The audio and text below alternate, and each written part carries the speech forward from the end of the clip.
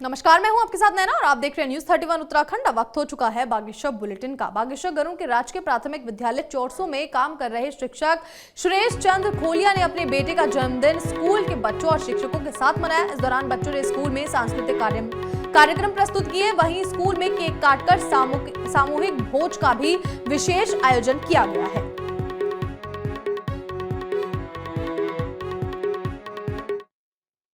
बागेश्वर जिले के गरुड़ में बैजनाथ ग्वालदम नेशनल हाईवे में क्षतिग्रस्त हुए मोटर मार्ग में सुरक्षा दीवार के निर्माण करने के बाद से मोटर मार्ग में गड्ढे नहीं भरे गए हैं, जिसके बाद से सड़क में लगातार दुर्घटना होने का खतरा बना हुआ है, जिसके चलते वाहन चालकों और राहगीरों को परेशानियों का सामना करना पड़ रहा है। वहीं मामले को लेकर ग्राम प्रधान प्रदीप राठी ने स्थानीय लोगों के साथ विभाग से इस परेशानी को ठीक करने की मांग की है।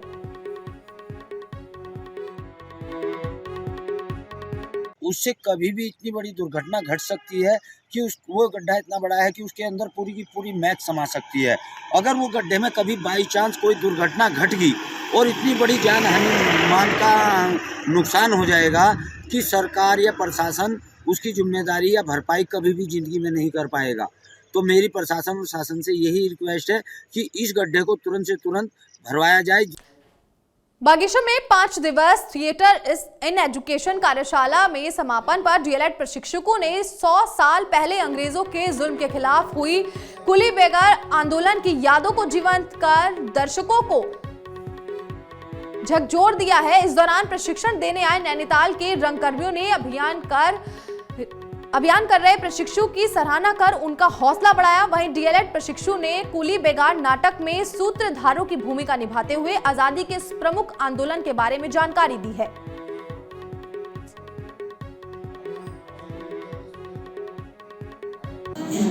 नाट्य कार्यशाला आयोजित की गई, तो उसमें यह था कि नाटक के माध्यम से जो कुछ सब्जेक्ट हैं जो ये बच्चे अब जब पूरी हो जाएगी इनकी ट्रेनिंग पढ़ाने के लिए जाएंगे तो उसका क्या उपयोग कर सकते हैं, क्योंकि नाटक एक ऐसी विधा है जो साक्षात है और जो मतलब विजुअल है।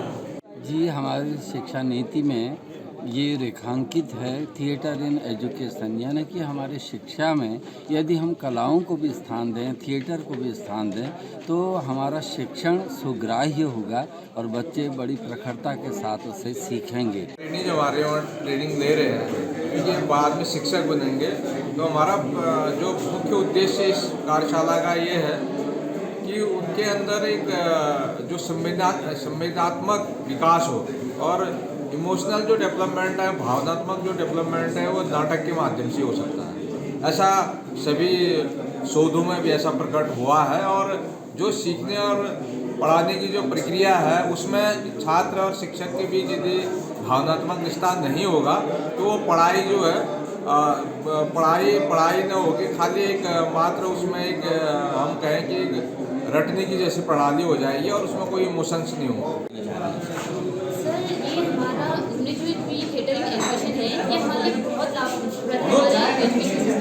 जैसे कि हमारी शिक्षा नीति में भी बात की गई है कि हमको अपने क्लासेस को इंजॉयफुल बनाना है, इंजॉयबल बनाना है। एक विद्यालय से हमको उसको एक आनंदालय बनाना है और इस थिएटर का एक इम्पोर्टेंट रोल रहेगा हमारे विद्यालयों को आनंदालय बनाने में।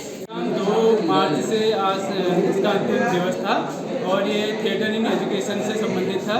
इसमें जो एजुकेशन में शिक्षक बच्चों को पढ़ाता है उसमें थिएटर की क्या भूमिका हो सकती है इस संदर्भ में था।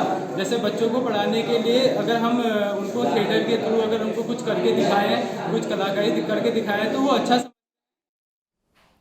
बागेश्वर में आज राष्ट्रीय तंबाकू नियंत्रण कार्यक्रम के तहत बीएड प्रशिक्षकों को तंबाकू से होने वाले नुकसान के बारे में जानकारी दी गई। इस दौरान जागरूकता के लिए विभाग की टीम ने कई कार्यक्रमों का आयोजन करवाया और कार्यक्रम में अच्छा प्रदर्शन करने वाले प्रतिभागियों को पुरस्कार भी दिया गया है। बागेश्वर जिले में कांडा तहसील के देवल बिछराल गांव के सर्वजीत राम पिछले 8 साल से 6 बेटियों के साथ जर्जर पंचायत भवन में रहने को मजबूर हैं। बता दें कि 8 साल पहले उनका ये घर आपदा की भेंट चढ़ गया था, जिसके बाद से पूरा परिवार जर्जर पंचायत भवन में रह रहा है। वहीं इस भवन में ना ही बिजली और ना ही पानी है, यहाँ तक कि भवन में शौचालय भी नहीं है। वहीं इस परिवार के पास राशन कार्ड और श्रम कार्ड भी नहीं है, जिसको लेकर ग्राम प्रधान स्वाति देवी का कहना है कि पीड़ितों के लिए ग्राम स्तर से मकान के लिए आवेदन आवेदन बनाकर भेज दिया गया है और जल्द ही उन्हें भवन उपलब्ध करवा दिया जाएगा।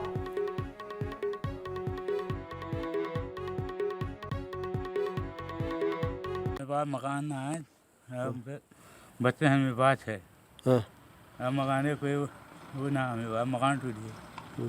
कब कारण यहाँ पे? पंचायत भवन में। पंचायत भवन में? पंचायत भवन। अच्छा। मकान छूना है, कोई साड़ी की सोनी छूना है।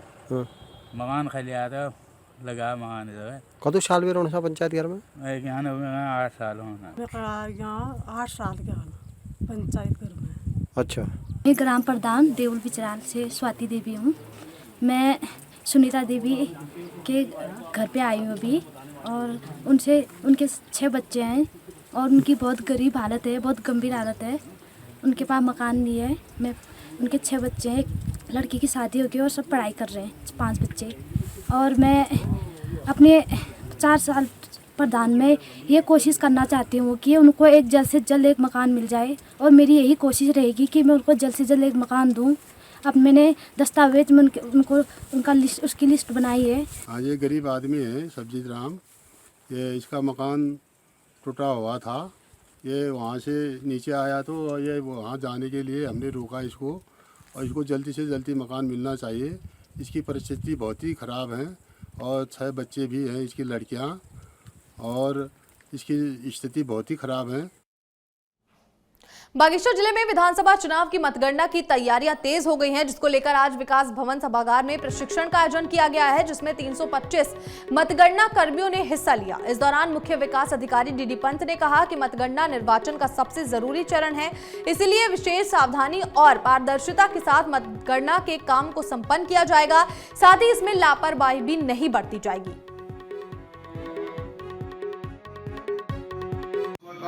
मतगणना हमारी 10 तारीख को होनी है।